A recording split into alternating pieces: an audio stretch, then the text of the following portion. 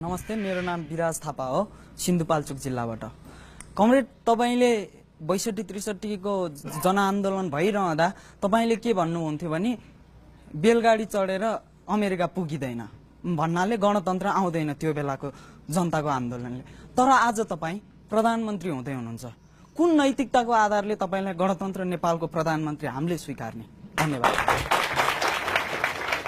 मलाई तपाईले राम्रो प्रश्न सोधेर स्पष्ट गर्ने मौका पनि दिनुभयो। मैले बनावटी देखावटी कुरा कहिले पनि रुचाइन, गर्दा पनि गर्दैन।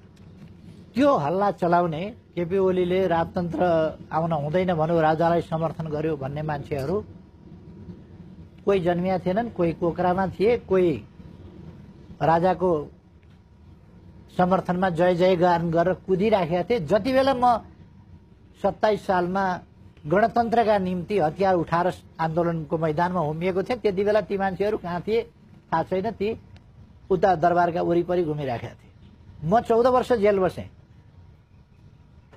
गोलघर बसेँ म बिमारी हालतमा, राजतन्त्रसँग लडेर।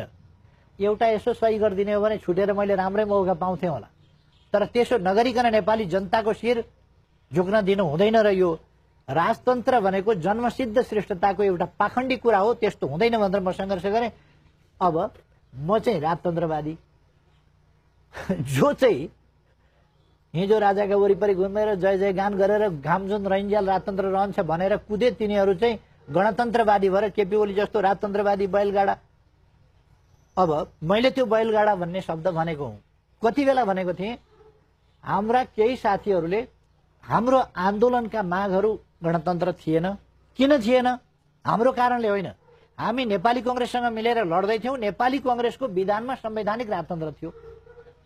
विधानमा संवैधानिक राजतन्त्र भएको शक्तिसँग मिलेर त्यो सहमतिका साथ हामी लड्दै थियौं र ऊ अगाडि नबढिकन, उसले त्यो नछोडिकन हामी गणतन्त्रको मागमा जान सक्दैनथ्यौं। त्यहाँनिर एउटा कुरा मैले के भने नेपाली कांग्रेस जस्तो संवैधानिक राजतन्त्रवादी शक्तिसँग मिलेर हामी लडिराखेका छौं। उसको सिमाना त्यो हो। उसलाई पहिले संवैधानिक राजतन्त्रबाट हटाएर गणतन्त्रवादी नबनाइकन गणतन्त्रको मागतिर हामी जान सक्दैनौं।